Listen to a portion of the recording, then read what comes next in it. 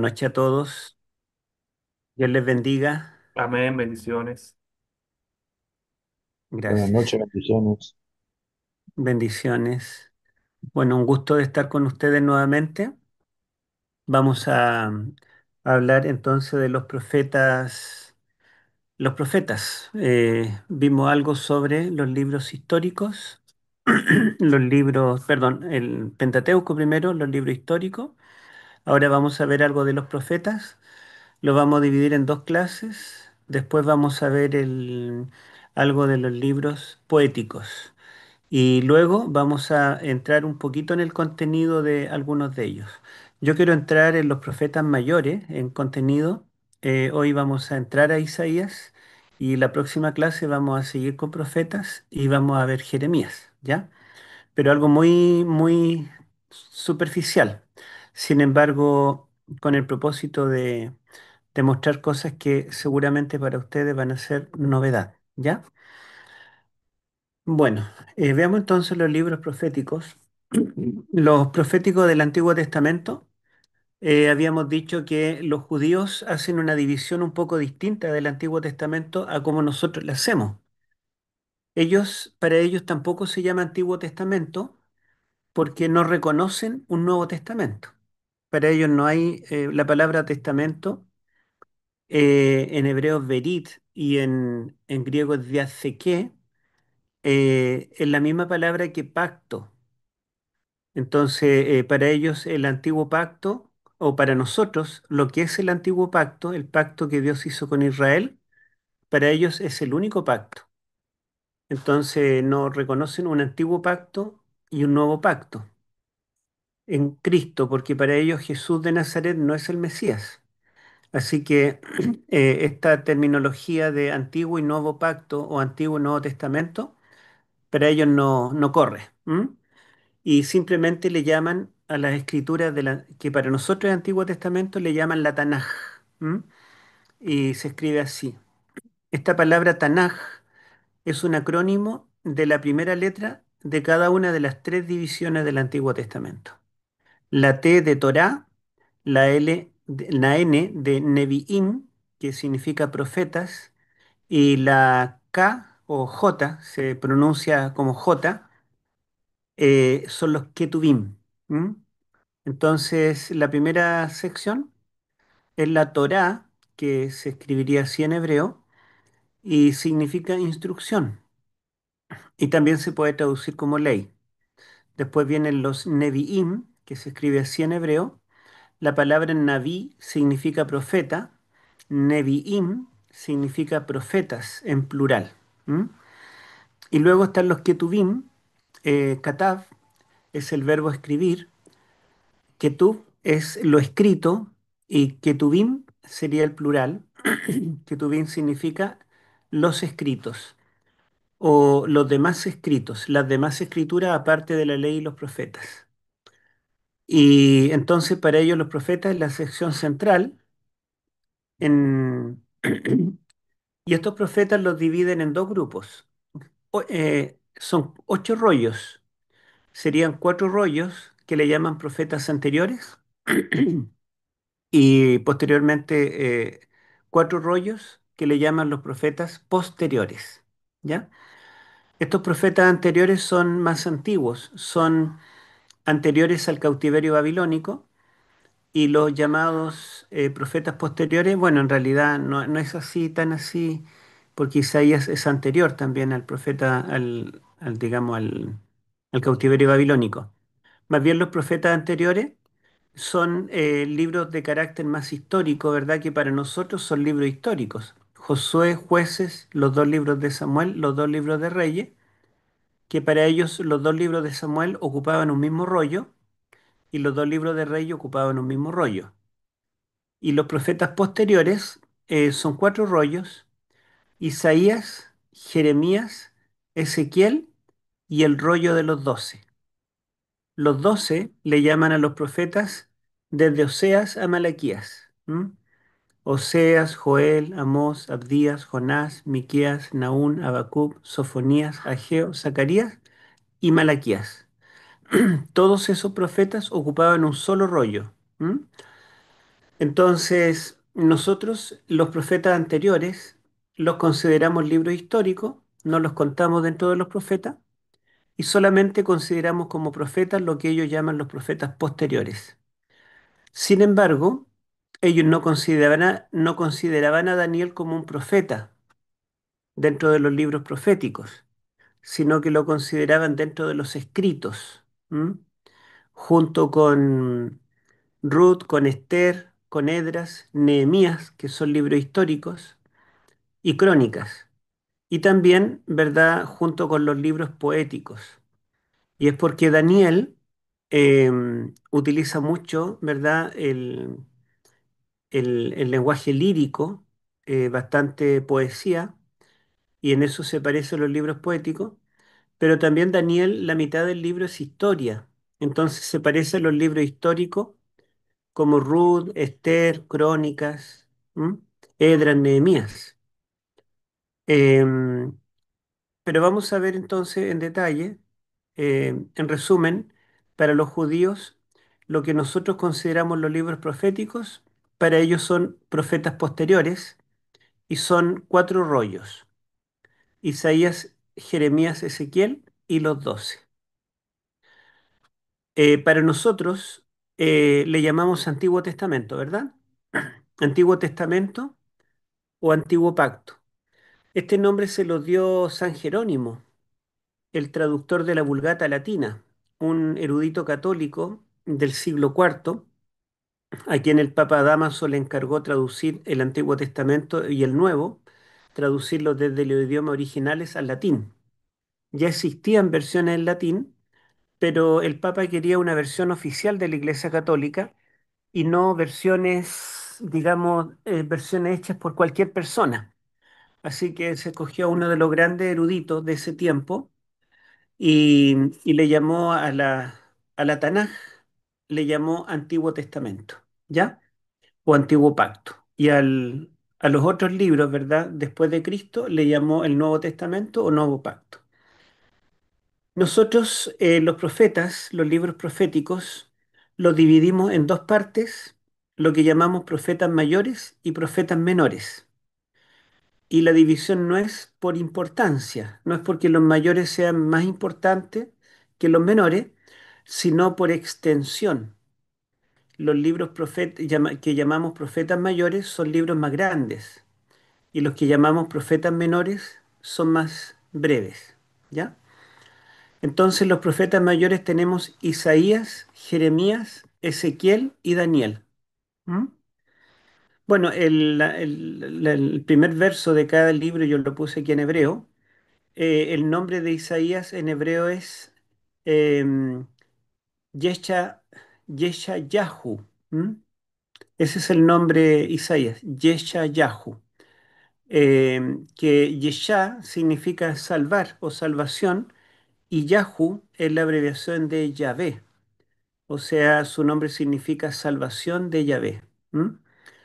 Jeremías, el nombre en hebreo es Yirmeyahu. Eh, Yirmé es endurecer. ¿M? Y Yahu es la abreviación de Yahvé o Jehová. Entonces sería Jehová endurece o fortalece. Yehezquiel, Yehezquiel es el nombre de Ezequiel en el idioma hebreo. Yahaz, no recuerdo qué significa. Yahazka, Hazaj, no recuerdo, pero él es la abreviación de Elohim, Dios. Y Daniel, en hebreo pronuncia igual. Dan significa juicio o juez, y significa mío, y él es la abreviación de Dios, Elohim. Daniel entonces significa Dios es mi juez. Y esos son los periodos en los cuales cada uno tuvo su ministerio profético. Ustedes pueden ver que el orden desde Isaías a Daniel corresponde a la fecha. Isaías es anterior que Jeremías, Jeremías es anterior a Ezequiel y Ezequiel es en realidad anterior, murió antes o tuvo un ministerio que terminó antes que el ministerio de Daniel, pero Daniel comenzó antes, porque comenzó bueno, desde que llegó a Babilonia. Desde allí se comienza a considerar su ministerio profético. También eh, Esteban Langton, un teólogo católico del siglo XIII, dividió la Biblia en capítulos. Y el orden de los libros Isaías, Jeremías, Ezequiel y Daniel también corresponde a la extensión, la cantidad de capítulos. ¿Recuerdan cuántos capítulos tiene Isaías?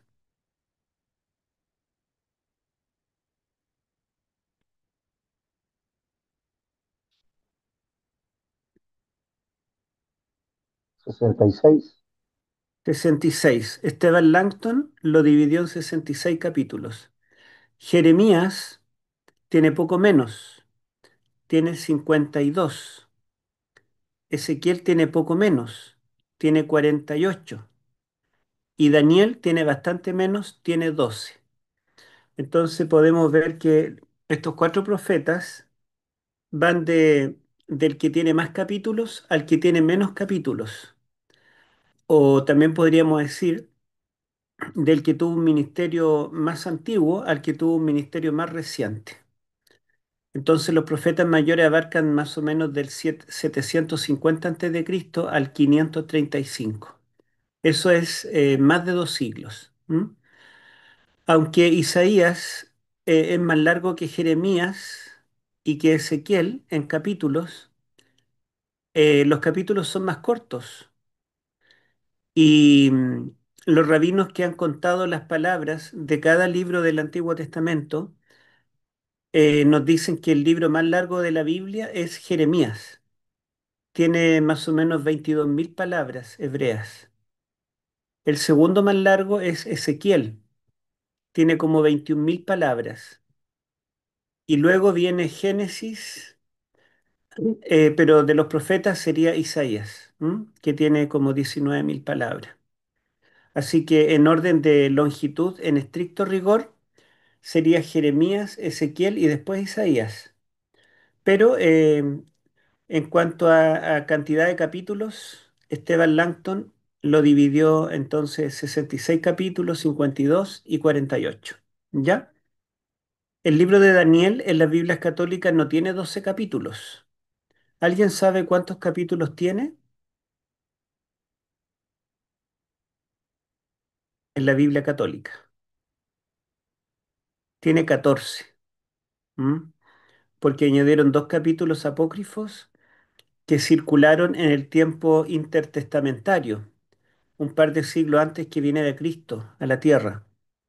Estos dos capítulos son dos historias, una de la imagen de Bel, el dios principal de Babilonia, y el dragón, que eh, es muy parecido al capítulo 3 de Daniel, donde se da un decreto para adorar al dios Bel. Pero Daniel, fiel, y lo intentan matar, pero sobrevive al intento de exterminio, ¿ya? Y el capítulo 14 habla de una joven llamada Susana, de la cual quisieron abusar los sacerdotes babilónicos, y Daniel la logra salvar. Entonces, son las dos historias apócrifas que insertaron, ya, digamos, circulaban en el tiempo intertestamentario entre el judaísmo de Qumran y digamos, los católicos lo incluyeron dentro del libro de Daniel. Pero el texto hebreo, tanto en Qumran como, digamos, los judíos de Palestina y también, ¿verdad?, en el judaísmo masorético que es posterior a Cristo, en todos Daniel tiene solo 12 capítulos. Los dos capítulos agregados fueron escritos en griego, pero el idioma original de Daniel es el hebreo y el arameo. Bueno, y después nosotros dividimos la otra parte de los profetas en profetas menores. ¿M? Y allí tenemos, ¿verdad?, desde Oseas hasta Malaquías. Y ustedes pueden ver que aunque se le llama menores, algunos son tan largos como Daniel. Por ejemplo, Zacarías. ¿Alguien recuerda cuántos capítulos tiene Zacarías?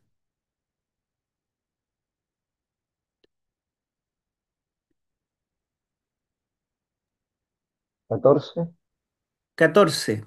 ¿Y cuántos tiene Daniel, el texto hebreo, de acuerdo a nuestra Biblia también?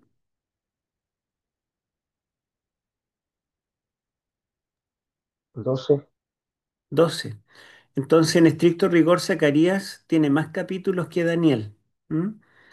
También podemos ver que Amós y Oseas también tienen, no recuerdo exactamente, pero me parece que Oseas tiene 12 y Amós debe tener por allí 11, 12 capítulos también. Entonces, en cuanto a extensión, en realidad Daniel no es no estaría dentro de los profetas mayores. Sin embargo, se dividió, ¿verdad?, en el mundo cristiano o se dejó dentro de los llamados profetas mayores. ¿M? Bueno, vamos a decir algo breve de cada uno, ¿ah? Eh, Algunos de ellos profetizaron, la mayoría de ellos, o más bien todos, en realidad vivieron en un tiempo posterior a David y a Salomón.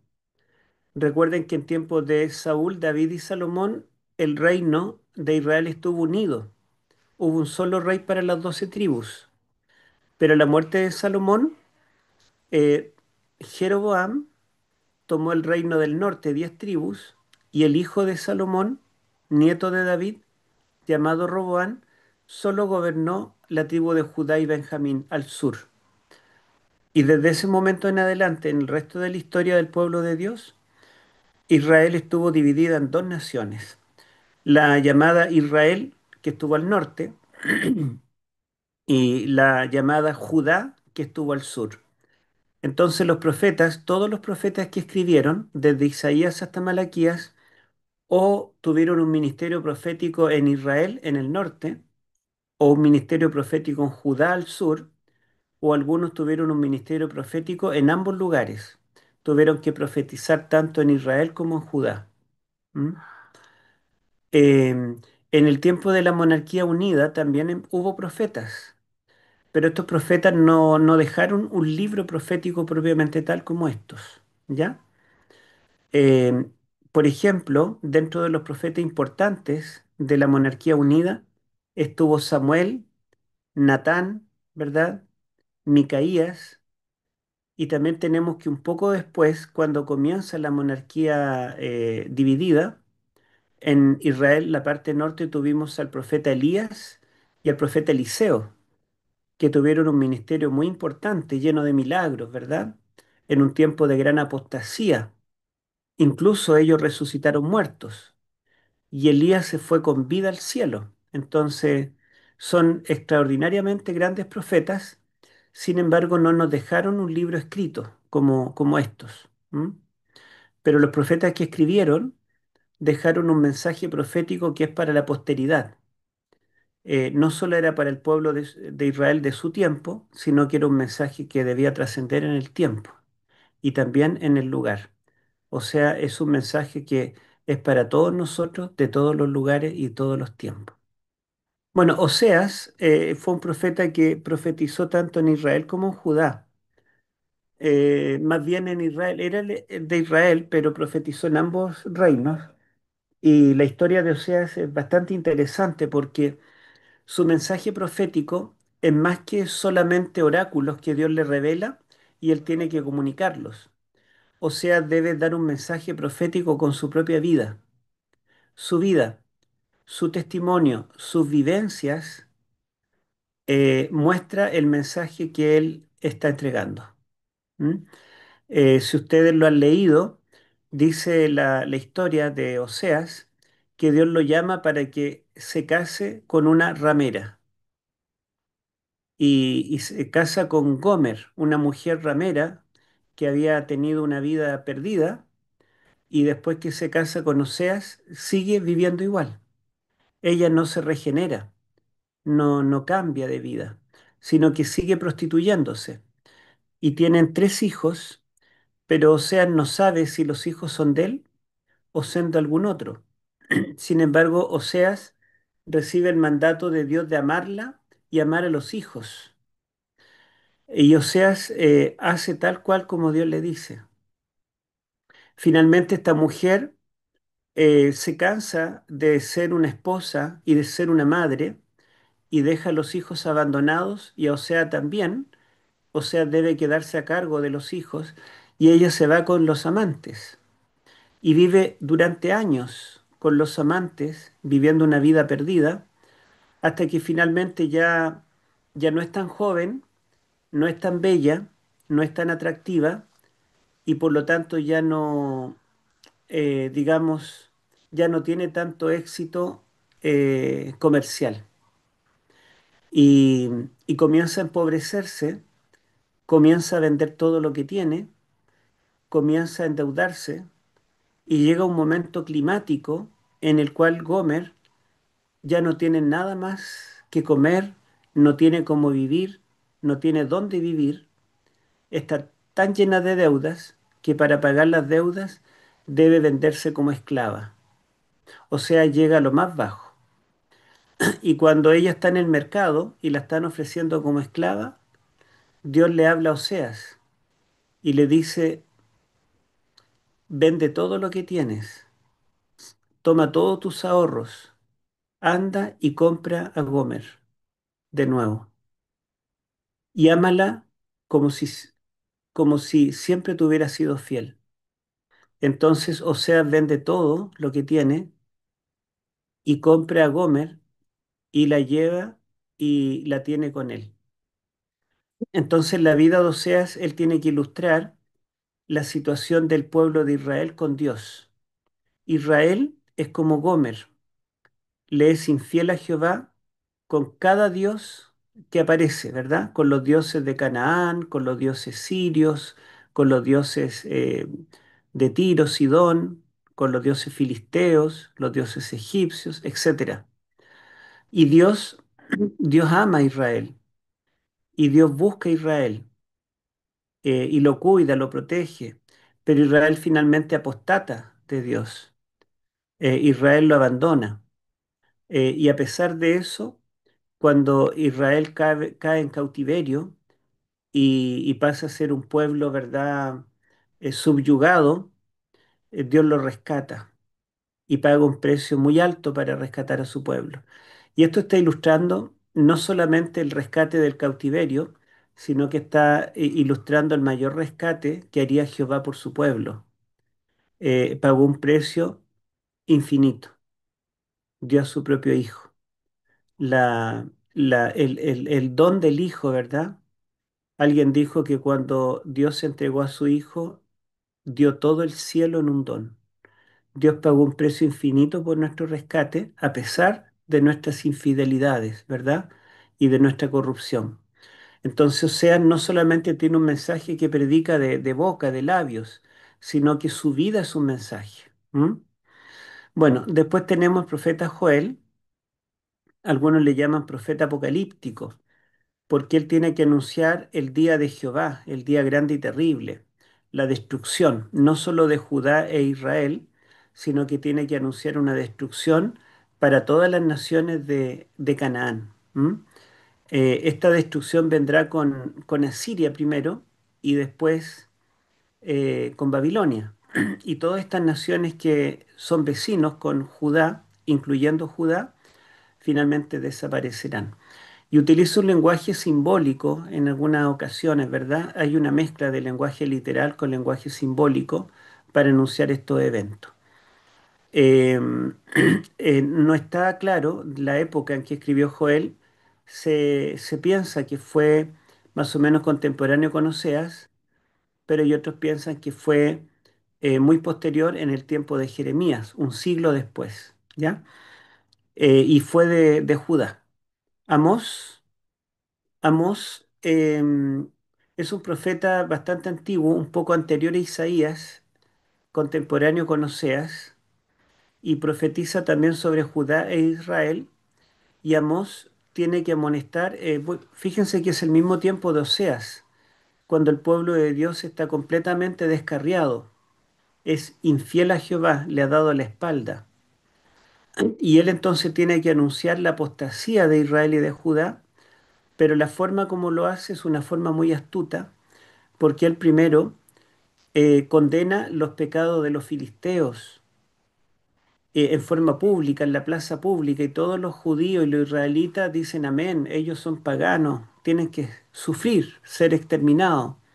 Hace lo mismo con los sirios, con los moabitas, los amonitas, etcétera, y los israelitas están todos de acuerdo.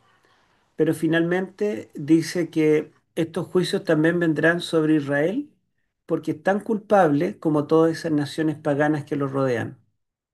Y finalmente dice que también el juicio será el juicio divino contra Judá por sus pecados. Así que Amós tiene un mensaje de juicio básicamente condenatorio, anuncia un fin del mundo, el fin del mundo que él conoció, el mundo, digamos, de Palestina. Y tanto Joel como Amós, al hablar del día de Jehová, el día de Jehová pasa a ser un tipo de la segunda venida de Cristo, cuando Él venga a destruir a todos los reinos impíos, ¿verdad? Y, y salve a su pueblo. Bueno, después tenemos a Abdías, y Abdías es un profeta que tampoco nos da fecha, no nos da fecha, no nos da lugar, no dice si era de Judá o de Israel, y no se sabe exactamente en qué época, digamos, vivió. La tradición judía lo pone en el siglo noveno, entre el 848, 841 aproximadamente. Pero hay tres fechas que dan los distintos teólogos. El mundo protestante, por ejemplo, el mundo protestante, algunos están de acuerdo con esta fecha, otros dicen que se escribió en tiempo de Jeremías, por el siglo séptimo, el 630 por ahí, y otros dicen que se escribió después, en el tiempo de Zacarías, en el tiempo de Ageo, por el año 520 por ahí. El mensaje de Abdías es el mensaje más corto de la Biblia. El librito más corto del Antiguo Testamento justamente es Abdías. No tiene capítulos, porque es muy corto. Solo tiene versículos. ¿M? Y básicamente lo que se registra de él es solo una profecía contra Edom. Recordemos que Edom es el reino que se formó de Esaú, el hermano de Jacob. Jacob pasó a llamarse Israel y Esaú pasó a llamarse Edom. Era un vecino, ¿verdad?, de Israel que estaba al lado oriental del río Jordán y condena a Edom porque Edom se burló de Israel de Judá, perdón, cuando Judá fue llevada a cautiverio y fue atacada. Entonces ellos deben pagar por no ayudar a su hermano. Y no solamente se burlaron, sino que también Abdías dice que Edom saqueó y violó a los sobrevivientes. O sea, en lugar de darle albergue, de ayudarlo en el momento de desgracia, se aprovecharon de la situación. Así que hay una profecía condenatoria, ¿m? Imprecatoria. La palabra imprecatoria es importante en la teología del Antiguo Testamento, ¿ah? Imprecación significa desear lo malo, maldecir, incluso orar para que le vaya mal. Y aquí hay varios salmos imprecatorios, donde David, ¿verdad?, pide a Jehová que castigue al enemigo. ¿M? Y en este caso, Abdías es un profeta con un mensaje imprecatorio contra Edom. Ahora, Abdías, que no nos dice nada de él, no dice quién era su padre, no dice si era de Judá o de Israel, no nos da la fecha, no dice en tiempo de qué rey, digamos, tuvo su ministerio. Algunos piensan que tampoco nos dice el nombre, porque Abdías, en estricto rigor, significa siervo de Jehová. Y siervo de Jehová era como un apelativo que se le daba a todos los profetas, el siervo de Jehová. Entonces algunos dicen que ni siquiera da el nombre, simplemente nos está diciendo que este es un mensaje dado por un siervo de Jehová. ¿M? Y otros piensan que podría ser el nombre propio. Bueno, después tenemos Jonás y nosotros, yo creo que uno de los profetas menores más conocidos es Jonás, ¿cierto? Jonás en hebreo. Jonás es un profeta que profetizó en los tiempos de Jeroboam primero por el año 780 antes de Cristo. Podemos buscar allí Segundo de Reyes 14:25. A ver si alguien lo puede buscar, por favor. Segundo de Reyes 14:25. Si alguien lo puede buscar y leer, por favor.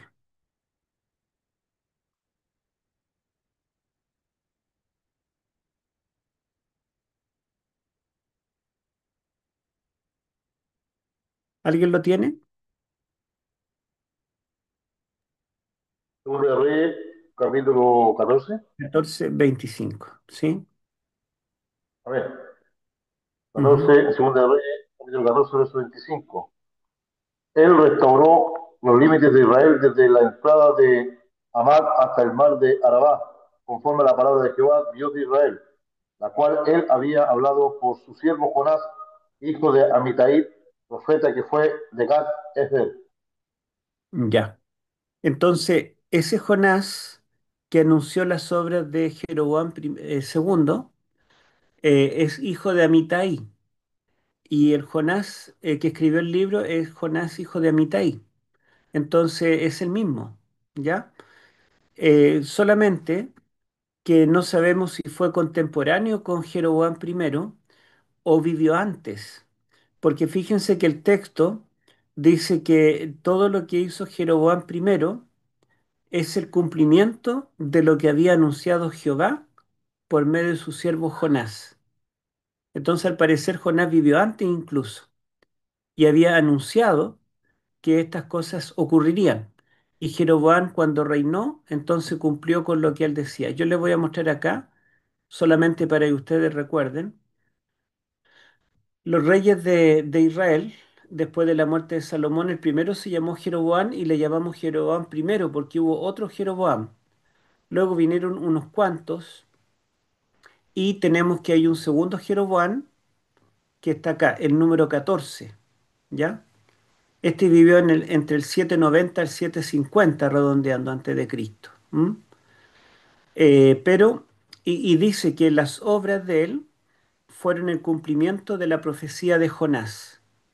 Entonces, o Jonás fue contemporáneo y le anunció a él algunas cosas que iba a hacer, o bien Jonás fue anterior, en algún reinado anterior, y anunció que estas cosas iban a suceder. Jeroboam II fue rebelde e hizo lo malo ante los ojos de Jehová. Así que no creo que haya hecho un reinado obedeciendo al profeta de Dios. Lo que él hizo, ¿verdad?, coincidió con lo que había anunciado Jonás. Así que es probable que Jonás sea anterior.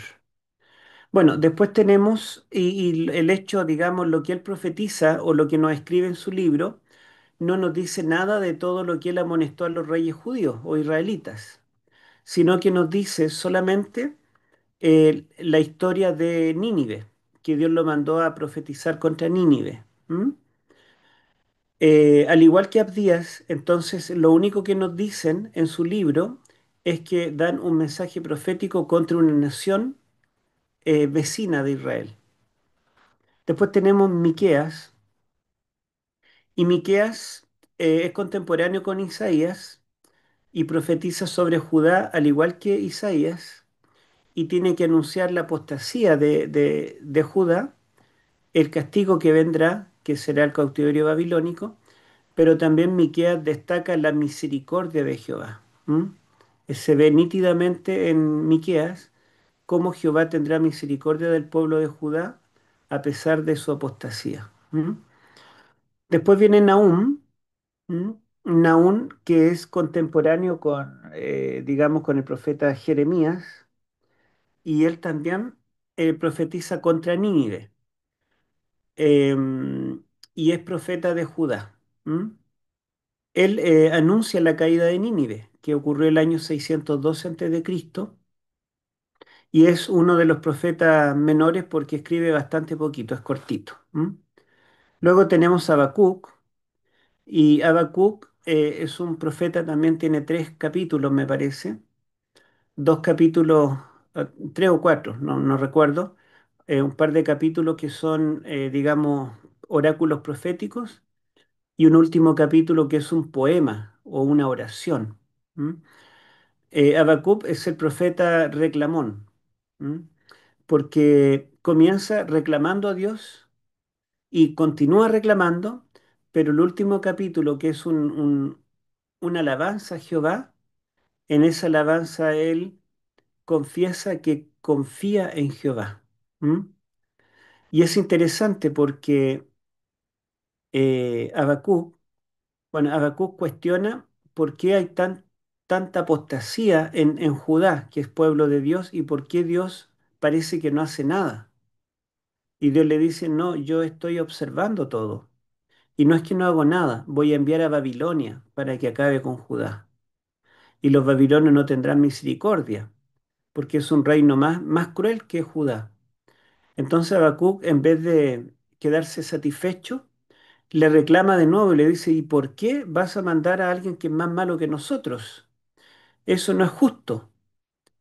Entonces Dios le da una explicación y le dice que también Babilonia recibirá su justo juicio en su momento.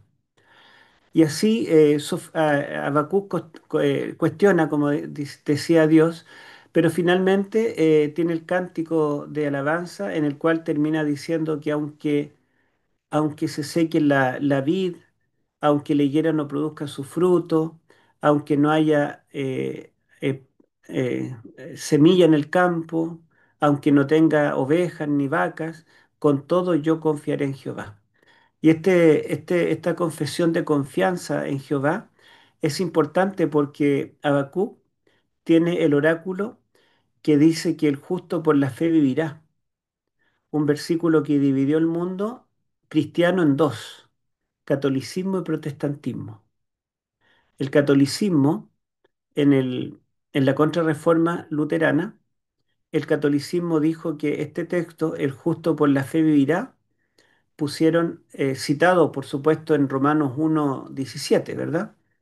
Ellos ponen una coma, el justo, coma, por la fe vivirá. Y Lutero y los protestantes pusieron la coma después de fe, el justo por la fe, coma, vivirá. Esa es la diferencia entre católico y protestante, una coma. ¿Mm? Fíjense, los católicos traducen el justo, coma, por la fe vivirá, y Lutero tradujo el justo por la fe, coma, vivirá. Y la diferencia está en que la Iglesia Católica piensa que nosotros podemos ser justos intrínsecamente. Dios nos puede infundir su gracia, que es como una habilidad, una capacidad, ¿verdad? Si nosotros tenemos cierta gracia, entonces tenemos habilidad para ser justos. Y los que somos justos, coma, por nuestra fe viviremos. O sea, como que nos ganamos la vida eterna. Lutero dice que no hay ninguno justo y ni uno solo, tomando lo que dice Romanos capítulo 3. Entonces, como no hay ninguno justo, él dice, el justo por la fe, coma, vivirá. O sea, la única forma de ser justos por fe en Cristo. Y si somos justos por la fe, entonces viviremos, tendremos vida eterna. Y todo eso está, ¿verdad?, en base al mensaje de Habacuc. ¿M? Bueno, después tenemos Sofonías, que también es contemporáneo con Jeremías, y Sofonías también anuncia la destrucción de Judá en tiempo de Nabucodonosor. También es breve, son como 3 capítulos. ¿M? Luego tenemos los profetas que son posexílicos. Ellos vivieron después del cautiverio, después de los 70 años de cautiverio en Babilonia. Ageo y Zacarías son los dos más o menos del mismo tiempo. Obviamente estos profetas solo profetizan sobre Judá, porque ya después del cautiverio y desde el año 722 a.C., Israel del norte ya no existe, fue destruido. Ageo es muy cortito, no sé si es 1 o 2 capítulos, me parece que un solo capítulo, y tiene que anunciar o más bien alentar al, al pueblo de Judá, liderado por Zorobabel y por el sumo sacerdote Josué, los tiene que alentar a seguir reconstruyendo el templo de Jehová y no detenerse. Y es el profeta más efectivo de la Biblia, porque en un corto ministerio logra su cometido. Tanto el líder político Zorobabel como el líder religioso, Josué y todo el pueblo obedecieron la palabra del profeta y terminaron la reconstrucción del templo. ¿Mm? Y Zacarías es contemporáneo también con Ageo, con Zorobabel y con Josué, y tiene que también alentar al pueblo, pero hay mucho más. Tiene 14 capítulos y Zacarías tiene dos mitades bien distinguidas, que la primera mitad utiliza el lenguaje simbólico y la segunda mitad el lenguaje literal. Y básicamente, Zacarías tiene que alentar al pueblo, también como Ageo, para que reconstruya el templo, pero además anuncia el destino de Judá después de la reconstrucción del templo. ¿M? Y tiene unas cuantas profecías mesiánicas, donde anuncia que vendrá el Mesías, a ese templo restaurado.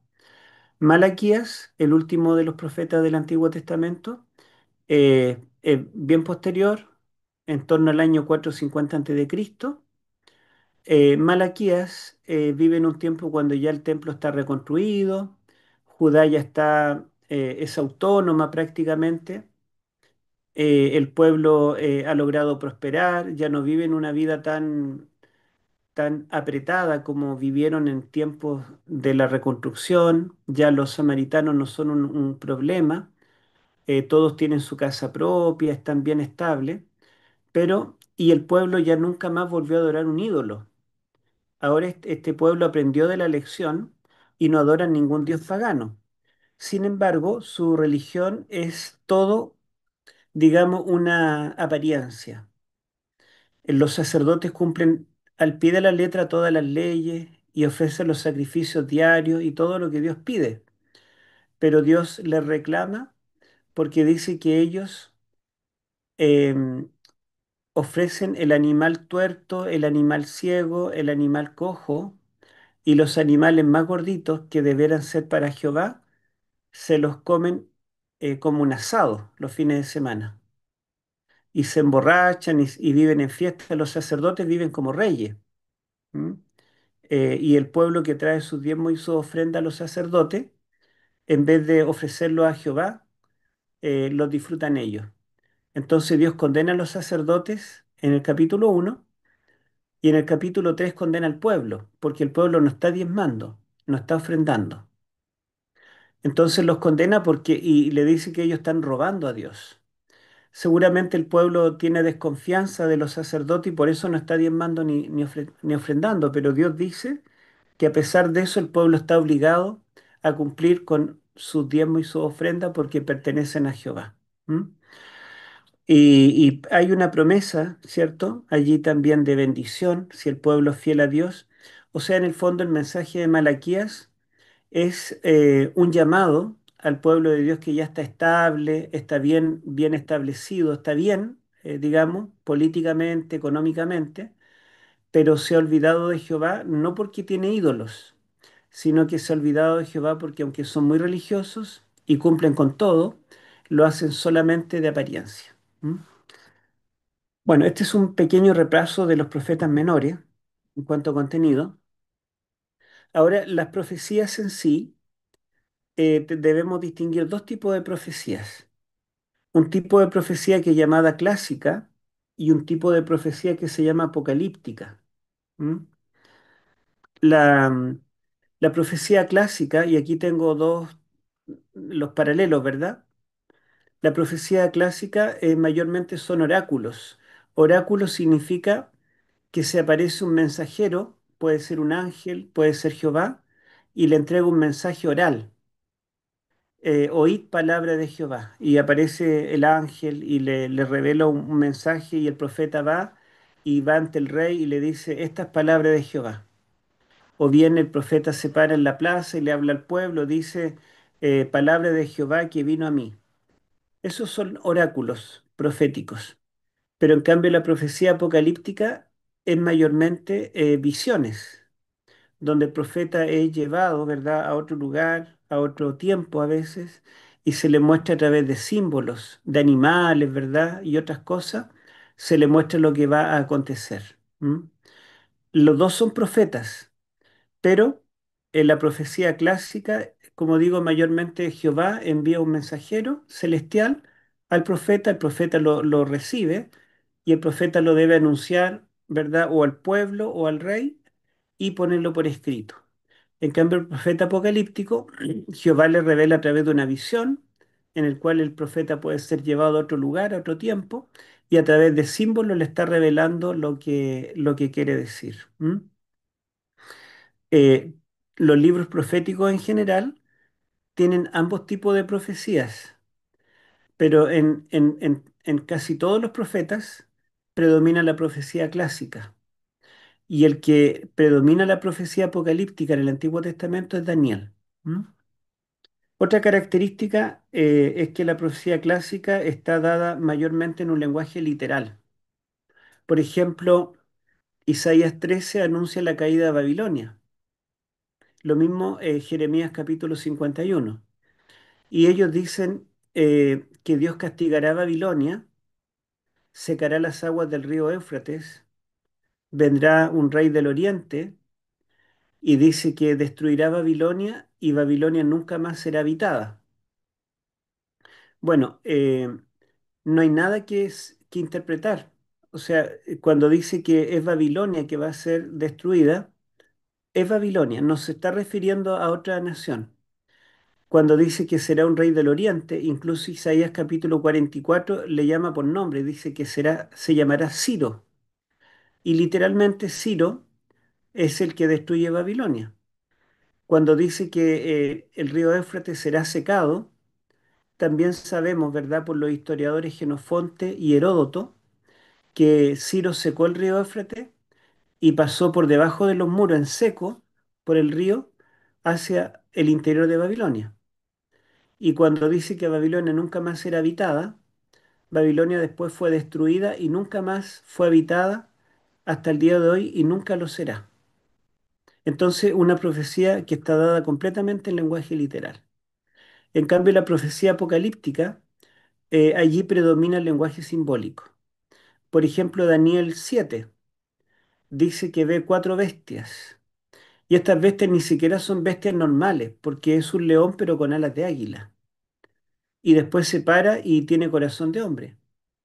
Después ve un oso que tiene un lado más alto que el otro, ve un leopardo con cuatro cabezas, una bestia que tiene 10 cuernos. Todo esto no corresponde a lo normal, a lo literal. Así que allí predomina el lenguaje simbólico. Y no es que va a aparecer literalmente una bestia con 10 cuernos, sino que esto está representando otra cosa, ¿verdad? Y requiere de un ángel intérprete para que le diga lo que simboliza. Y le dice que estas bestias representan reinos. Así que en vez de aparecer un reino o una bestia con cuatro cabezas, en realidad lo que va a aparecer es un reino con cuatro gobernantes. ¿M? Bueno, también la profecía clásica, los ángeles solamente aparecen para entregar un mensaje oral y ocupan un papel secundario. En la profecía apocalíptica son protagonistas, aparecen en cada momento, incluso hay luchas entre ángeles, ángeles buenos, ángeles malos. La profecía clásica está dirigida a Israel o a Judá, o en algunos casos, ¿verdad? Como Abdías, a una nación vecina. Abdías profetiza contra Edom o Jonás profetiza contra Nínive, pero son naciones locales del antiguo cercano oriente. La profecía apocalíptica tiene un alcance mundial y cósmico. ¿M? El conflicto que describe Daniel, por ejemplo, Daniel 11, va más allá de las naciones del antiguo cercano oriente. Es un conflicto cósmico.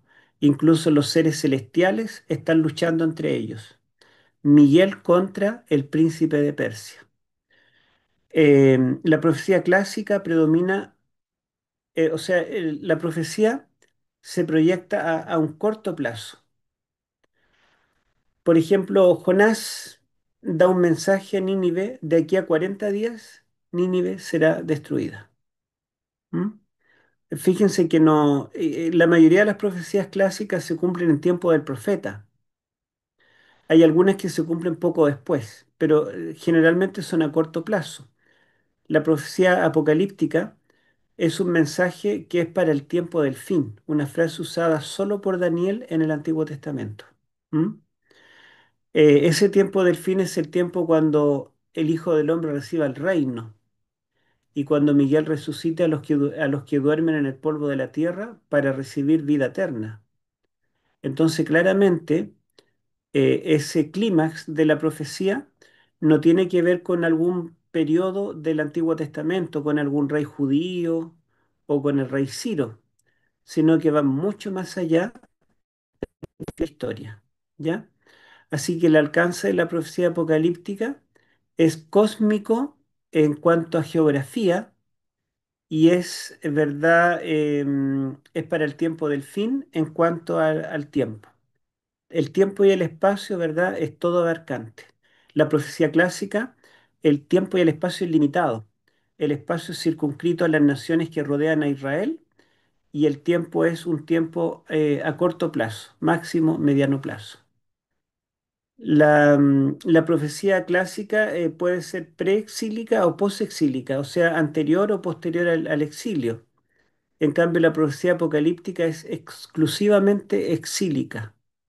Dios se revela a Daniel cuando está en el exilio en Babilonia. Dios se revela a Juan en Apocalipsis cuando está en el exilio en la isla de Patmos. Así que la profecía apocalíptica se da en el contexto del exilio. ¿M?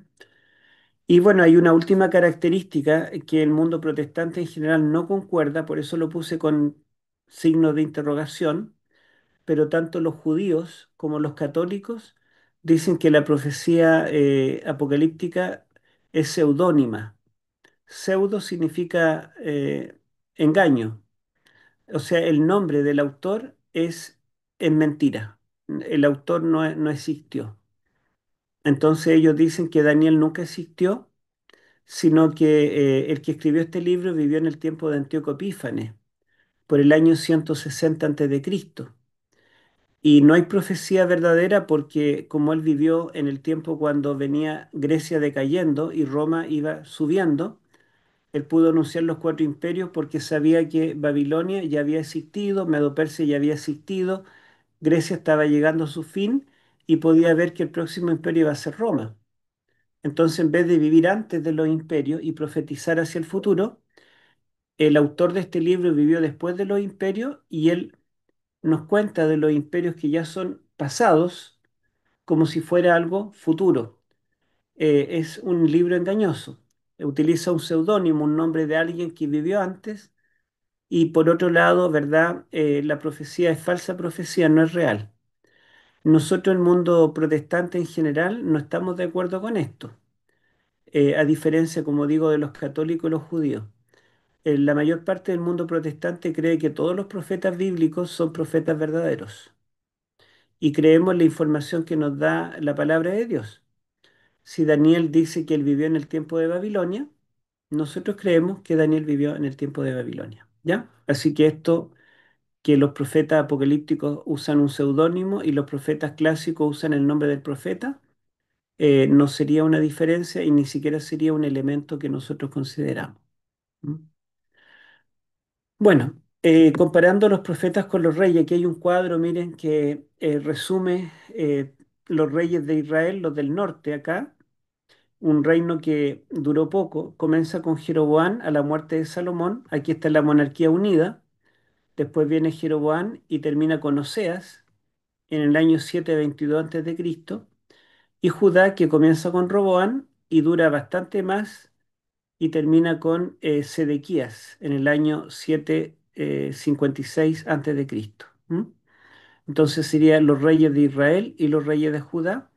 Y estos cuadritos que están abajo en forma horizontal son los profetas.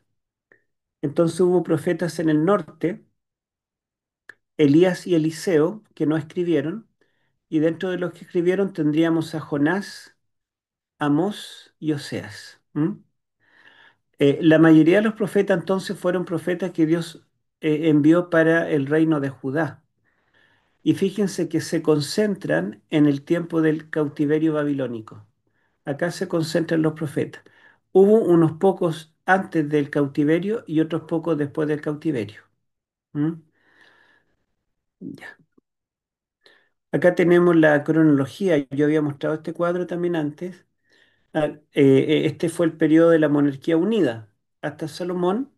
Luego de la muerte de Salomón, los reyes de Judá que siguieron la dinastía de David son 20, ¿verdad? Desde Roboán hasta Sedequías. Por otro lado, los de Israel del norte son 20 también, pero ellos forman varias dinastías. La primera es de Jeroboam, después viene otra de Baasa, otra de Simri, ya lo había mencionado, ¿verdad? Las dos más extensas fueron la de Omri, que es el padre de Acab, que se casó con Jezabel, y la dinastía de Jehú, que duró hasta Zacarías. ¿M? Y luego vinieron reyes que gobernaron muy poco hasta que se acabó Israel en el tiempo de Oseas. Bueno, la monarquía unida, miren, yo voy a mostrarles solamente alguna evidencia. Los tanto judíos como católicos no creían que habían existido estos reyes, Saúl, David y Salomón, y pensaban que todo esto era algo inventado, era como un cuento, pero no real, que nunca existió David. Y resulta que dentro de toda la evidencia, yo solo estoy mostrando algunas, se encontró entre el año 93 y 94 algunos fragmentos de una piedra que se logró reconstruir este pedazo, pero la piedra era una estela. Estela era una piedra como una lápida grande, más o menos de 2 metros de altura, por un metro, 1,20 metros de ancho, donde los reyes en esa estela escribían sus hazañas. Yo le llamo el Facebook de ese tiempo. Allí colocaban todas sus victorias. Y esta estela fue hecha por un rey sirio o de Aram, el país que es vecino en el norte, noreste con Israel. Y este rey es Asael y cuenta aquí, esto está escrito en hebreo, que se escribe de derecha a izquierda, cuenta cómo él le ganó a los reyes, tanto al rey de Israel del norte como también al rey de Judá. Pero lo que nos llama la atención es que en esta estela, aquí está en forma destacada, estas letras. Esta es una letra B en hebreo, la letra I y la letra T, Beit, que significa casa. Después está la D, la B y la D, que significa David. Aquí dice casa de David. El párrafo anterior está hablando del rey de Judá que fue derrotado por Asael y dice que el rey de Judá es lo menciona, aunque está medio cortado. Ahí yo en esta tengo el, eh, a ver, ¿cómo se llamaría este rey? Acayahu. Acayahu para nosotros sería, ah, en la Reina Valeria les da nombres diferentes. A ver, ¿quién sería Acayahu? Acaya, ajá. Bueno, no sé la verdad bien cómo aparece la Reina Valera, pero dice que es hijo de Jorán, hijo de la casa de David, en esa línea. Y acá entonces está destacado, lo otro está más borroso, pero toda la piedra está escrita y dice que este Joram era hijo de la casa de David. Es la primera vez que se encontró en esta década de los 90 algún artefacto extra bíblico que no fuera la Biblia que mencionara al rey David. Ahora es interesante que al mencionar a los reyes judíos dice que son de la casa de David. La palabra casa se entiende en el mundo antiguo como una dinastía. O sea, no solamente existió un rey llamado David, sino que él es el que fundó la dinastía de los reyes de Judá. Es el primero, el más importante. Y eso es lo que nos dice la Biblia, el Antiguo Testamento, ¿verdad? Por lo tanto, esta piedra, que se le llama la estela de Dan, porque se encontró en Dan al norte de Israel, estaría corroborando, ¿verdad?, la existencia de David y no solamente su existencia, sino que también su cargo. Él fue rey de Judá y más todavía corroborando de que él fundó la dinastía de todos los reyes judíos. Esto, y esta piedra es del siglo IX antes de Cristo, cuando existió Asael. es bastante antigua, ¿verdad? Mucho anterior que los rollos del Mar Muerto. Ahora, es interesante que en esta fecha, entre el 93 y el 94, se reunieron los teólogos e historiadores críticos, los que no aceptan la inspiración de la Biblia, se reunieron en un congreso mundial para sacar de la historia a David. Habían llegado a la conclusión que David no pudo haber existido y que el Antiguo Testamento, cuando habla de David, es solo un cuento.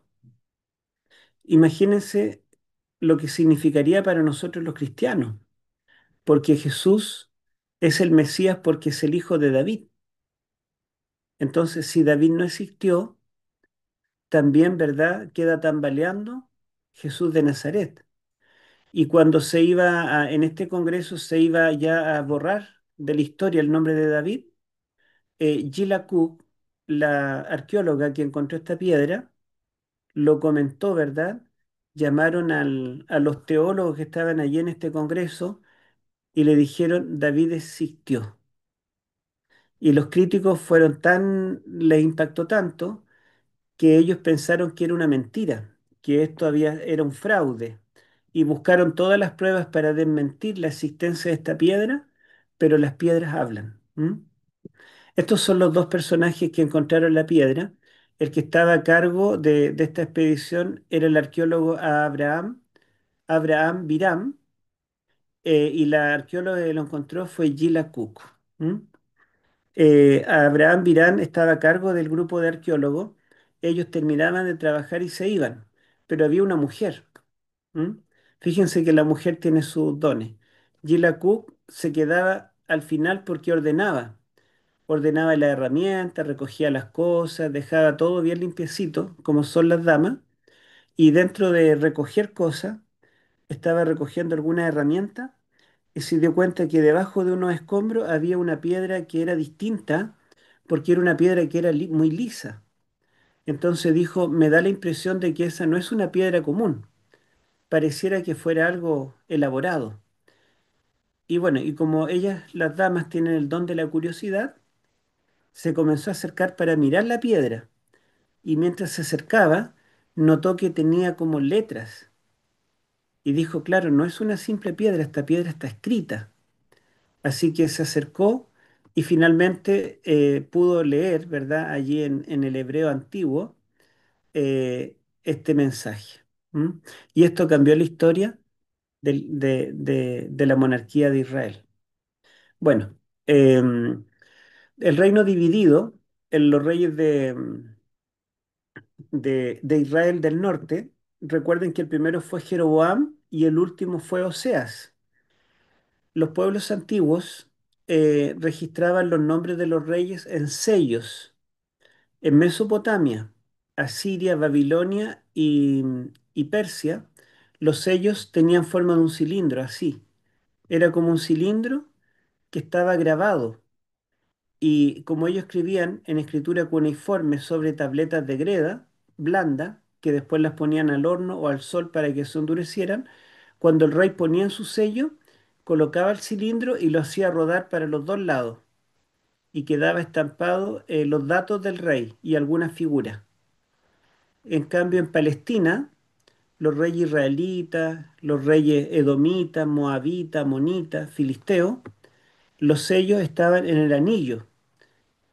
Tenían un anillo con una piedra y en esta piedra entonces estaba escrito el nombre del rey y el cargo del rey.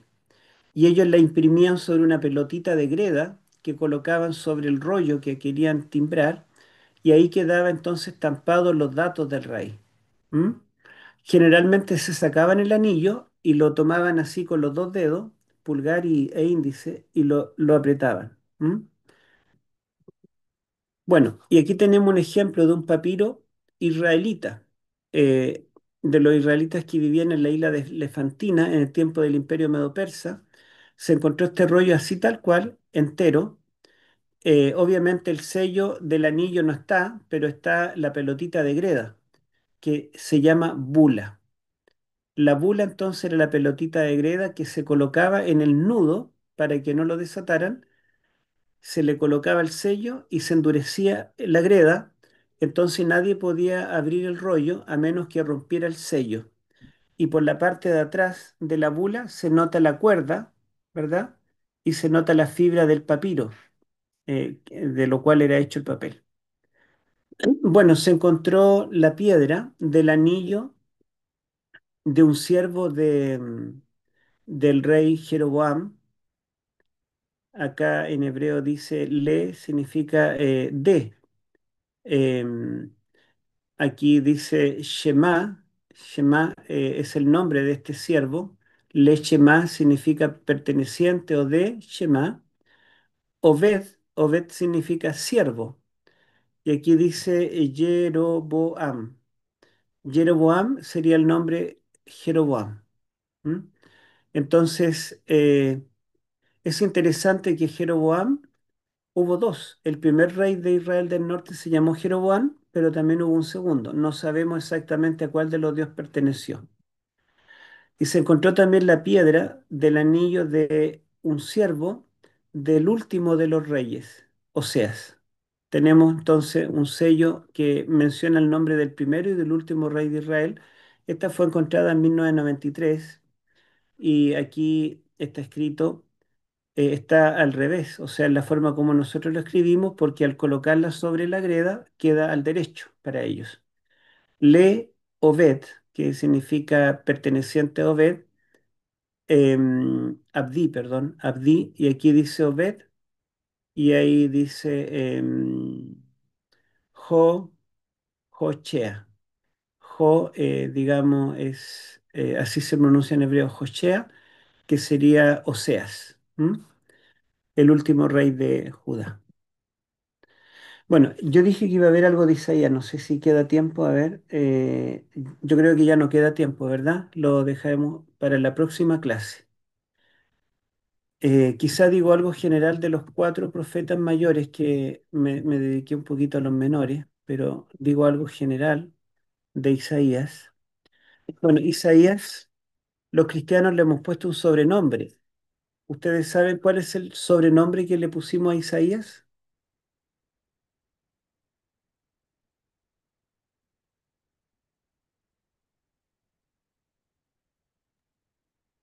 ¿Será el profeta mesiánico?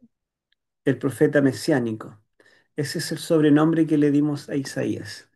Porque Isaías, de todos los profetas del Antiguo Testamento, es el que tiene más profecías que anuncian al Mesías. Entonces, para nosotros los cristianos, Isaías es muy importante.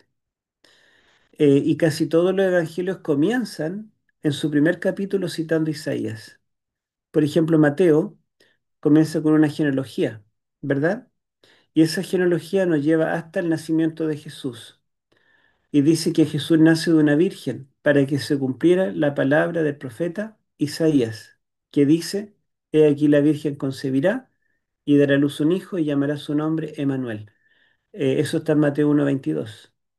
Marcos comienza anunciando, dice el libro del Evangelio, a ver, principio del Evangelio de Jesucristo, eh, de Jesús el Cristo, Hijo de Dios, y luego dice palabra que vino a Juan el Bautista, ¿verdad? Y dice, voz de que clama en el desierto, oíd palabra de Jehová, como dijo Isaías. Isaías 40 anuncia, tiene esta profecía, la voz que clama en el desierto. O sea, los evangelios comienzan citando a Isaías y en el Nuevo Testamento Isaías es el segundo libro más citado de todo el Antiguo Testamento. El primero son los Salmos, que dijimos que lo citan mucho porque es el himnario y todos lo cantan, todos lo conocen de memoria. Es bueno citar libros bien conocidos, pero el segundo más citado de todos los libros del Antiguo Testamento es Isaías. ¿M? Después viene Jeremías. Bueno, Isaías tiene mayormente oráculos proféticos y la mayor parte del libro está escrito en forma poética. La parte histórica es muy poca, solamente el capítulo 7 y 8 nos habla del rey Acab, Acaz, Acaz sería en español, y cómo Isaías interactúa con él. En ese capítulo se habla de los nombres de los hijos de Isaías, que es Shear Hashub, que Sear Hashub, dice la Reina Valera, y el otro hijo que se llama Maher Shalal Hashbaz. ¿M? Son los dos hijos del profeta Isaías. Y luego tenemos los capítulos 36 al 39, donde nos cuenta cómo Isaías interactúa con el rey Ezequías, que es hijo de Acaz. Y hay dos incidentes. Primero, cuando el rey Ezequías está enfermo e Isaías tiene que anunciarle su muerte, el rey ora a Dios y Dios le devuelve 15, le da 15 años más de vida. Y él pide una señal, ¿verdad? Que las sombras retrocedan al reloj de sol que tiene. Y después está el incidente de la invasión de Sennacherib, el rey de Asiria, donde perdón, al revés. Primero está el incidente de la invasión de Sennacherib, capítulo 36 y 37, y luego en el 38 y 39 está la enfermedad de Ezequías. ¿M? Y el resto, como digo, son oráculos proféticos. Muchos de ellos anuncian al Mesías que va a venir. La primera mitad de Isaías, hasta el capítulo 39, anuncia un Mesías guerrero. Y la segunda mitad, desde el 40 en adelante, anuncia un Mesías siervo, el siervo de Jehová. Y es porque los judíos razonan de efecto a causa. Nosotros los occidentales razonamos de causa a efecto. ¿Qué sería razonar de causa a efecto? A ver si alguien lo entiende.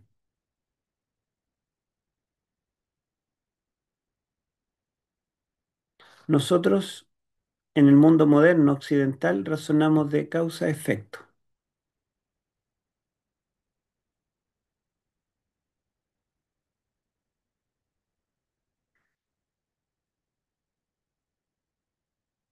En un ejemplo bien simple, supongamos que nos juntamos un día y vamos a jugar a la pelota. Bueno, yo no sé jugar a la pelota, pero el pato sabe, pero supongamos que jugamos a la pelota. Entonces yo podría decir, voy a chutear la pelota para hacer un gol. Eso es razonar de causa a efecto. La causa, el chutear la pelota. Y el efecto final, el gol. ¿M? En cambio, un judío razona de efecto a causa. El judío diría, voy a hacer un gol si chuteo la pelota. No sé si perciben la diferencia. ¿M? Entonces nosotros primero mencionamos la causa y después el efecto. El judío no menciona el efecto y después la causa. ¿M? Entonces acá Isaías, la primera mitad, anuncia un Mesías que viene a reinar, a destruir a los enemigos. Y la segunda mitad anuncia un Mesías, el siervo de Jehová, que viene a morir, como cordero será llevado al matadero. En el fondo está anunciando que el Mesías viene dos veces. La primera mitad anuncia que el Mesías vendrá como rey a reinar sobre todo el mundo. Por ejemplo, en el capítulo 11 de Isaías dice que el reino del Mesías no tendrá fin. Incluso no solo va a lograr la paz entre todas las naciones, sino que incluso logrará la paz entre las bestias. El lobo morará con el cordero, el león comerá paja como el buey. Ese es el reino que va a establecer el Mesías. Así que en la primera mitad de Isaías, el Mesías es rey, exitoso. Vencerá a todo el enemigo y establecerá un reino eterno de paz. Pero en la segunda mitad anuncia un Mesías que en vez de ser rey va a ser un siervo. Viene a padecer, viene a sufrir, viene a morir vicariamente. ¿Por qué es así? Porque los judíos razonan de efecto a causa. La primera mitad, el efecto final de la obra del Mesías, será un reino eterno, ¿verdad? Pero ¿cuál es la causa de ese reino? La segunda mitad del libro, la muerte del Mesías, ¿verdad? O sea, lo más importante, la causa, se deja al final. Nosotros habríamos puesto en la primera mitad de Isaías primero. El Mesías vendrá primero como siervo a padecer y morir. Y como efecto final, vendrá en una segunda venida a destruir a los enemigos y a establecer un reino eterno. Patricio, Ese es el argumento entonces que usan los judíos para decir que Cristo no cumple con los requisitos de Mesías. Y podría ser también una respuesta justamente a ese argumento judío en contra de Jesús.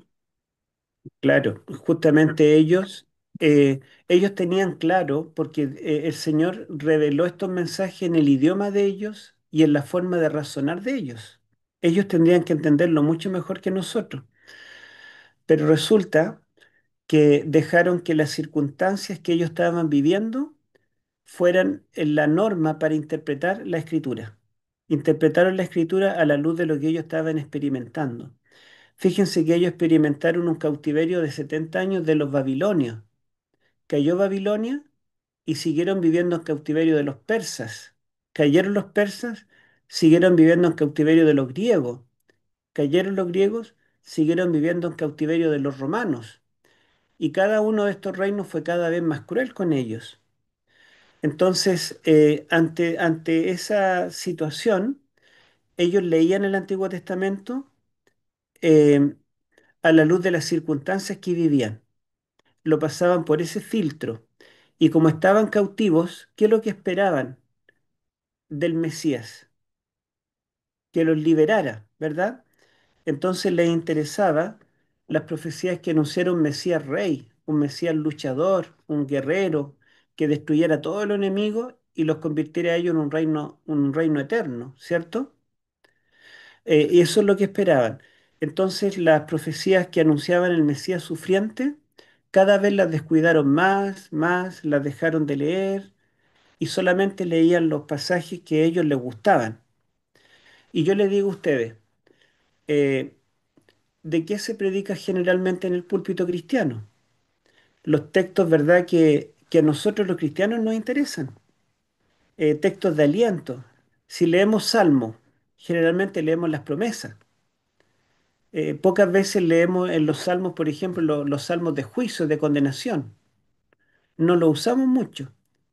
A pesar de que los salmos, ¿verdad? Hay de todos los salmos, somos selectos y tenemos algunos salmos que esos salmos leemos. Y lo mismo de los evangelios, ¿verdad? Hay secciones que tomamos y otras que no tomamos. Y los judíos comenzaron a tomar todas las secciones del Antiguo Testamento donde se anunciaba un Mesías guerrero, un Mesías que iba a reinar, un Mesías que iba a destruir al enemigo. Y esas fueron sus expectativas. Y cuando apareció el Mesías como un humilde campesino, ¿verdad? Pobre, digamos, sin ningún atractivo, no era un líder militar, no era musculoso, no era como un actor de Hollywood, no cumplía con los estereotipos del héroe, ¿verdad?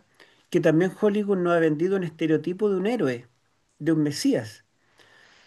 Y como Cristo no cumplió con esas expectativas, entonces ellos lo rechazaron, no lo aceptaron como su Mesías.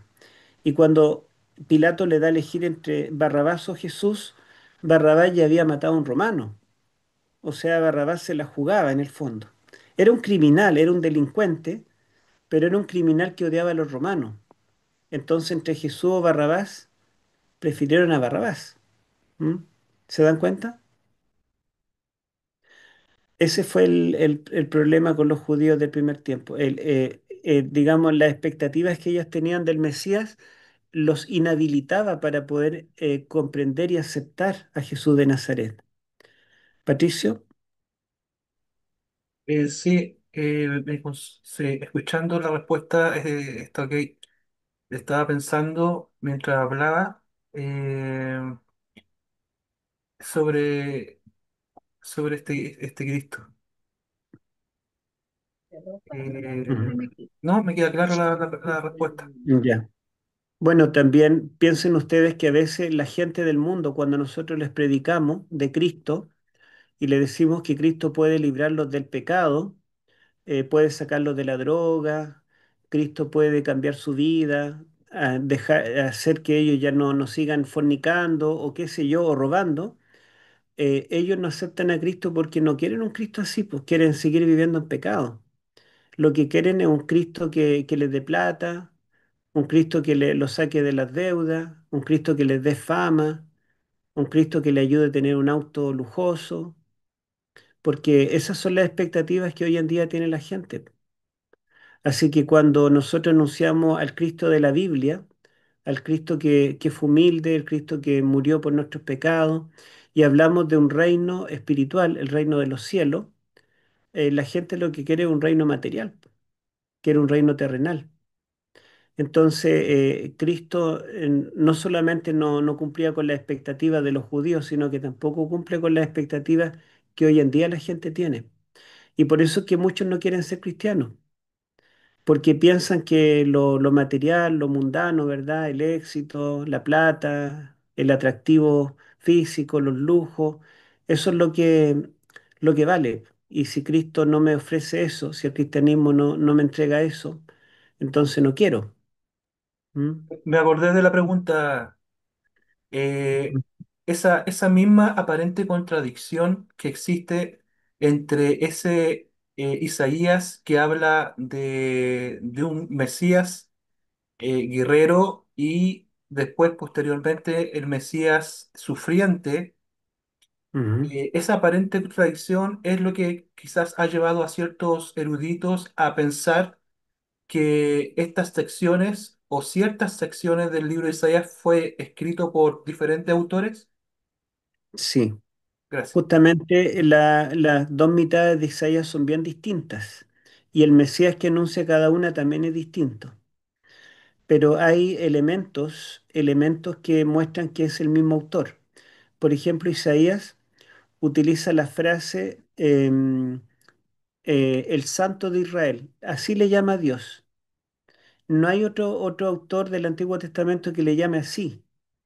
Y esa frase, el Santo de Israel, recorre todo el libro, desde el principio hasta el final. Podemos ver que usa el mismo lenguaje, tanto en la primera mitad como en la segunda mitad. También se asumía que el libro eran dos o tres libros de distinta época, pero cuando se encontraron los rollos del Mar Muerto, se encontró que el único rollo de todo el Antiguo Testamento que se encontró entero fue Isaías. Y no son dos o tres libros, es uno solo. Y la parte donde ellos dicen que se dividía es parte de un mismo renglón. Ni siquiera, digamos, está en otra página. No hay ninguna evidencia que avale las teorías de que son dos o tres libros distintos. Son solamente conjeturas, imaginación, pero los hechos concretos muestran que es un solo autor. ¿Mm? Como la mayoría de los libros de la Biblia tiene dos mitades, ¿verdad? Bueno, Jeremías también le tenemos un sobrenombre los cristianos. ¿Se acuerdan el sobrenombre que le damos a Jeremías? El profeta llorón. El profeta llorón, justamente, porque Jeremías muchas veces llora y es porque le tocó vivir en un tiempo difícil. Jeremías vivió todo el último periodo de la historia de Judá. Cuando él nació, ya no existía Israel del norte. Había sido completamente aniquilada por los asirios. Lo único que quedaba de pueblo de Dios era Judá. Y Judá estaba en su peor momento, en la peor apostasía. Entonces, él tiene que vivir en ese contexto y como profeta de Dios que amonestaba a los reyes que estaban paganizados, lo intentaron matar varias veces. eh, digamos, muchas veces salvó la vida solamente por milagro de Dios, pero no solo eso, sino que Jeremías, Dios lo llamó cuando joven y le dijo que le prohibía ser feliz. Jeremías no debía ser feliz. Jeremías no debía casarse. Jeremías no debía tener hijos, no debía ser padre. Debía olvidarse de la familia y del mismo. Debía dedicar toda su vida a amonestar a los reyes de Judá. Ese era su ministerio. Y el mensaje no era un mensaje bonito, que a todos nos gusta predicar un sermón bonito, sino que debía ser un mensaje de maldición y de destrucción. Ese fue su mensaje. Así que Jeremías no solamente llora por las vivencias personales, sino que él ve la destrucción de Judá, ve el templo que hizo Salomón completamente destruido, en llamas, ve Jerusalén llena de cadáveres, niños asesinados, etcétera. Él ve el fin del pueblo y vive toda esta etapa, así que se le llama el profeta llorón. Y Jeremías, bueno. como todos los profetas, anuncia al Mesías también. Él le llama al Mesías el hijo de David. Y es interesante que él habla de la divinidad del Mesías. Dice que el Mesías será Yahvé, justicia nuestra. Un dato interesante, ¿verdad? Y Jeremías también anuncia profecías con fecha. Por ejemplo, dice que el pueblo estará cautivo en Babilonia 70 años y que cuando terminen los 70 años volverán a Judá porque el Señor los restaurará y hará un nuevo pacto con la casa de Israel. Los 70 años están en el capítulo 25 y se repiten en el capítulo 29. Y en el capítulo 31 se anuncia el nuevo pacto. La única parte del Antiguo Testamento que habla de un nuevo pacto es Jeremías capítulo 31. Y esa frase es trascendental en el Nuevo Testamento porque se repite muchas veces el nuevo pacto. Gálatas 3, por ejemplo, dice que el nuevo pacto nunca fue sellado, sino que fue sellado con la sangre de Cristo. Pero el nuevo pacto, dice Gálatas 3, que es más antiguo que el antiguo que fue dado a Moisés en el Sinaí, porque el nuevo pacto ya se le había prometido a Abraham, ¿verdad? El pacto de la fe, pero se mantuvo sin ser sellado con la sangre del sacrificio hasta que Cristo muere en la cruz. Por lo tanto, el nuevo pacto se hace plenamente efectivo una vez que Cristo muere en la cruz. Pero este pacto lo anuncia Jeremías. Y Jeremías dice que es, bueno, y Jesús usa este texto en la última cena, antes de la cruz. Dice que esta es la sangre del nuevo pacto que por muchos será derramada. Y Jeremías tiene los últimos capítulos, desde el 42 al 52, que son capítulos contra las naciones, ¿ah? Capítulos de destrucción de todas las naciones. O sea, el mensaje no se limita solo al pueblo de Judá, sino que al mundo entero. Isaías tiene una sección contra las naciones del capítulo 13 al 24 también.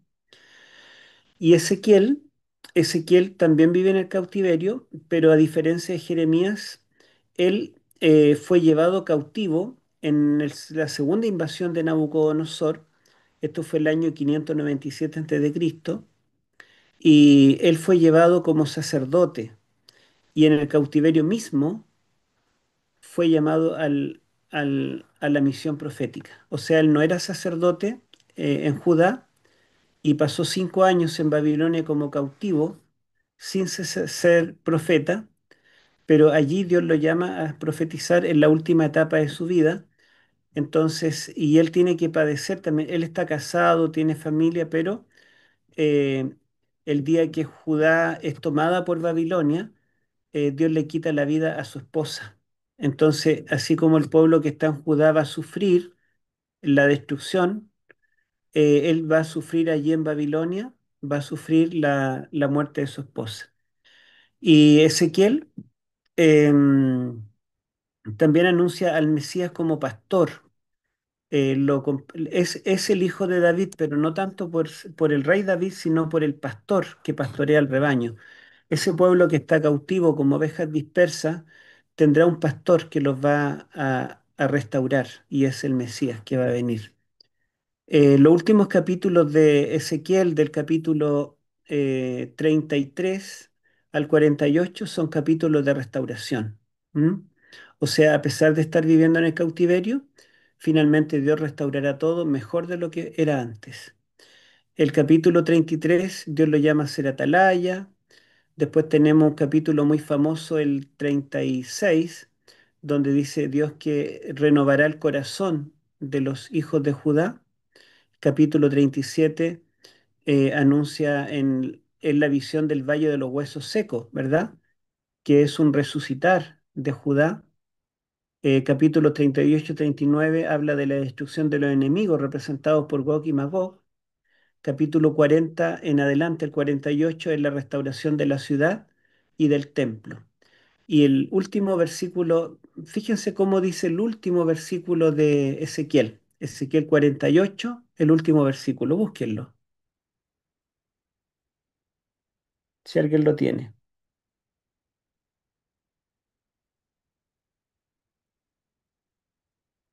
¿Alguien lo tiene por ahí? Jehová Sama.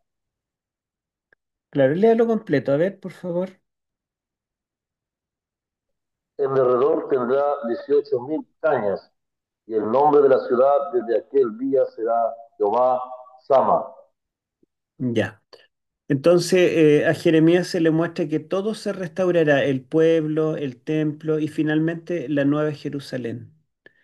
Y esta nueva Jerusalén será hermosa, el trono de Dios estará en el centro, ahí estará el río de agua de vida, los árboles de vida, de la vida, muy parecido a Apocalipsis 21-22. Y dice que el nombre de la ciudad será Jehová Sama. En el idioma hebreo es Yahvé Shammah, y Shammah significa allí, Yahvé allí. ¿Por qué? Porque en Ezequiel capítulo 8 se nos dice que por la apostasía del pueblo Jehová tuvo que salir de Jerusalén, y en el capítulo 10 dice que Jehová se para en el monte de los olivos y contempla la destrucción de Judá. En Jerusalén ya no está Jehová. Él salió del templo y de la ciudad y se paró en el monte de los olivos como un testigo mudo, sin decir ni hacer nada en favor de Judá, de Jerusalén, perdón. Jehová se fue, los dejó. ¿Por qué los dejó? Porque ellos dejaron a Jehová primero por sus pecados. Pero el hecho de que la nueva Jerusalén se llame Jehová Shammah o Jehová Sama, como dice la Reina Valera, significa Jehová allí. O sea, no solo Jehová morará allí, estará su trono, sino que Jehová nunca más se irá de Jerusalén. Es la promesa del profeta Ezequiel.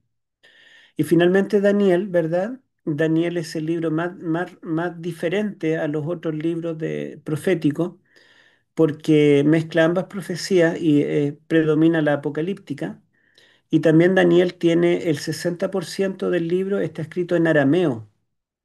El resto del Antiguo Testamento básicamente está en hebreo, pero Daniel tiene los capítulos 2 al 7 en arameo y el capítulo 1 y los capítulos 8 al 12 en hebreo.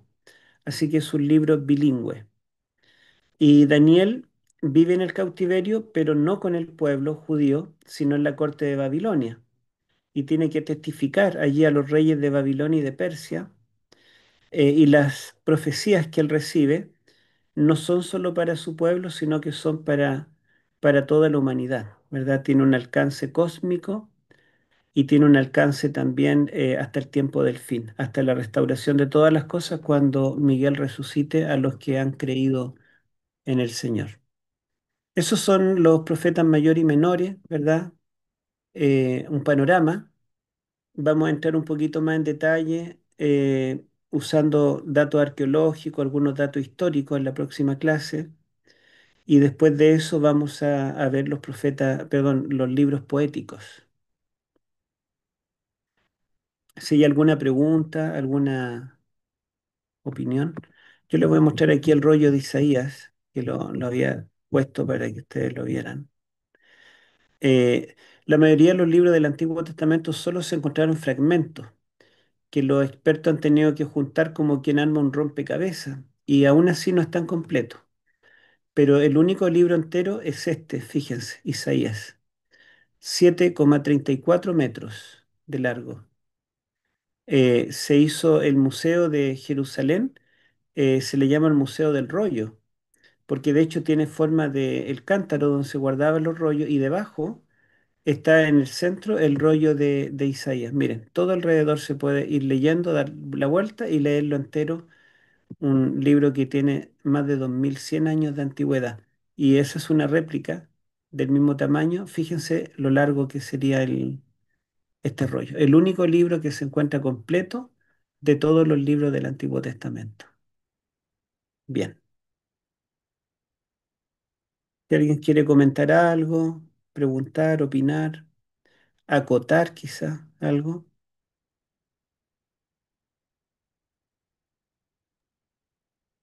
Qué casualidad más grande que el rollo de Isaías, como el profeta mesiánico, le esté hablando a toda la humanidad de una forma tan, pero tan especial como fue el, el profeta, ¿no es cierto?, digamos, sufriente, digamos, Jesucristo, el Mesías sufriente, Ujú.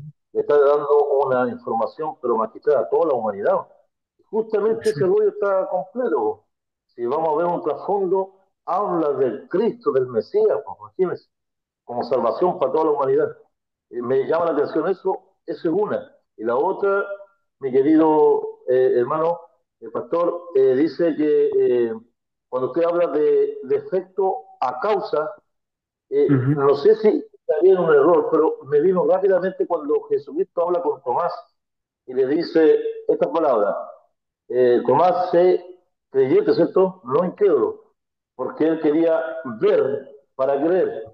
¿No es cierto? Y nuestra fe fundada cristiana es por la fe, nosotros andamos por fe, ¿no? A lo mejor no hemos Amén. visto al Mesías. O sea, Ujú. viendo desde ese punto de vista, yo me vino rápidamente eso. O sea, en la enseñanza nuestra actual, yo camino por fe, no he visto a Cristo a lo mejor, pero yo camino por fe. O sea, imagínense, camináramos mirando, sería otro el contraste. No sé si se entiende lo que quiero decir. Sí, sí, justamente como dice el pastor, fíjense que encontrar, yo por ejemplo, no conservo ningún cuaderno de primero básico. Si encontrara un cuaderno de primero básico, me sorprendería cómo se conserva, ¿verdad? Pero imagínense encontrar un libro que tiene más de 2000 años. Eso es un milagro, un verdadero milagro, considerando las guerras, las destrucciones y todo lo que pasó Israel. Los mismos judíos lo vieron así y pagaron $250,000 por ese rollo. ¿M? El que lo encontró, el que lo encontró fue un beduino que se lo vendió por $2 a un hombre coleccionista. El coleccionista lo fue a vender a Nueva York, lo puso a la venta en $1,000,000. Nadie se lo compró y nadie sabía la importancia, pero viajó el primer ministro de Israel que estaba recién fundada. El rollo se encontró en 1947 y el nuevo Estado de Israel comenzó a existir en 1948. Entonces apenas se fundó el nuevo Estado de Israel, ellos dijeron, ese rollo tiene que estar acá, porque ese rollo tiene que ver con la restauración de Israel. Y viajó allá a Nueva York para negociar con él y de $1,000,000 lo bajó a 1/4 de millón. Ustedes saben, los judíos son buenos para regatear, pero estuvieron dispuestos a eso, a viajar a Nueva York, a comprar el rollo, pagar $250,000, se lo llevaron y construyeron el Museo de Israel en base a ese rollo. Entonces ellos lo ven como un milagro, pero lo que no toman en cuenta es que el rollo de Isaías anuncia al Mesías sufriente. Tendría que haber sido suficiente evidencia, ¿verdad? Pero digamos, no la han considerado. ¿M? Me decía un amigo que estaba haciendo un doctorado allá en Israel, me decía que sacaron una Biblia en hebreo con digamos, con lo más importante del Antiguo Testamento. Y está todo el libro de Isaías en esa Biblia, menos el capítulo 53. O sea, derechamente lo evitan. No quieren enfrentar el capítulo 53. ¿Mm? Bueno, de causa-efecto, sí, nosotros tenemos varios otros textos del Antiguo y Nuevo Testamento que nos muestran y vemos que los judíos razonan así, ¿verdad? En vez de causa-efecto, ellos razonan efecto-causa. ¿Mm? Eh, Jesús espera que nosotros creamos primero y después veremos. En cambio, cierto, humanamente queremos ver y después queremos creer. Bueno, no sé si alguien quiere decir algo más. Yo le tengo una consulta, profesor. Ujú. El ¿Sí? tema de los profetas, la muerte de ellos, eh, se da el caso de la muerte de ellos es natural o igual hay algunos que los martirizaron? Que yo sé solamente el de Isaías que fue cortado en dos, dicen, pero no Claro, tengo... sí. Bueno, lo único que tenemos, digamos, extra bíblico es lo que nos dice la tradición judía. ¿M? En la tradición judía, por una parte, es bastante confiable porque en ese tiempo no existían computadores, no existían celulares, así que se dependía mucho de la memoria humana y de los registros. los registros eran mucho más fidedignos y la memoria también que ahora. Entonces ellos dicen que Isaías fue cerrado justamente por el rey Manasés. Y pareciera que lo confirma la carta a los Hebreos en el capítulo 11 cuando dice que los profetas algunos fueron aserrados, otro dice que taparon bocas de leones, y claramente el único que la tradición dice que fue aserrado fue Isaías. De los demás no sé tampoco mucha información, no se sabe. Hay especulaciones, pero nada concreto. ¿Mm? Más importante, digamos, que la propia vida del profeta es el mensaje que ellos entregaron. Aunque algunos, su vida está muy vinculada con el mensaje, pero era básicamente el mensaje de ellos lo más trascendente. Voy a enchufar el computador porque me dice que me queda muy poca batería. Amén. ¿Ya no hay ninguna otra consulta? ¿O sí? Bueno, espero que la clase le haya gustado. Vamos a pedirle también al profesor. ¿El doctor Cristian quiere hacer una pregunta? Ah, ya, ya. Vamos a pedirle a nuestro profesor Héctor Urrutia que nos despida en oración. Ya, oremos. Padre Celestial, te damos gracias porque los profetas del Antiguo Testamento no solo entregaron un mensaje que era importante para la generación en la cual ellos vivieron, sino que también escribieron un mensaje que iba a trascender en el tiempo y que para nosotros, Señor, es completamente significativo. Vemos que todos los profetas anunciaron al Mesías y aunque no todos ellos comprendieron plenamente lo que anunciaban, tú diste un mensaje claro a través de ellos y la venida del Mesías, o más bien las dos venidas del Mesías, eran anunciadas, Señor, desde el Génesis, pero el pueblo judío lamentablemente eh, interpretó las escrituras en base a sus propias expectativas y a veces también nosotros leemos la palabra de Dios en base a nuestras expectativas, a nuestros intereses, pero no estamos dispuestos a escuchar lo que tú quieres decirnos, aunque no sea lo que nosotros esperamos, aunque sea diferente a lo que nosotros queremos, pero te pedimos, Señor, que podamos tener la humildad suficiente como hijos tuyos para poder tomar de la palabra de Dios, de tu palabra, el mensaje que tú quieres decirnos y así también podamos entregar un mensaje poderoso, un mensaje veraz y todo el mundo pueda ser convencido y convertido por tu espíritu al ver el poder de tu palabra. Señor, bendice este grupo selecto y que estos estudios que están realizando les sirva, Señor, para tener un ministerio más poderoso y para poder predicar con mayor base a un mundo que está mejor preparado académicamente, a una hermandad que hay muchos profesionales ya y necesitan un mensaje más contundente. Te pedimos tus bendiciones en el nombre de Jesús. Amén. Amén. Que el Señor les guarde y les bendiga a todos mis apreciados hermanos, alumnos, pastores. Un abrazo grande y nos estamos viendo la próxima semana si Dios lo permite. Buenas noches y Amén. bendiciones. Buenas Buenas noches, noches. Dios los bendiga. Buenas noches, Buenas gracias por la noches. clase, que Dios les bendiga a todos. Igualmente.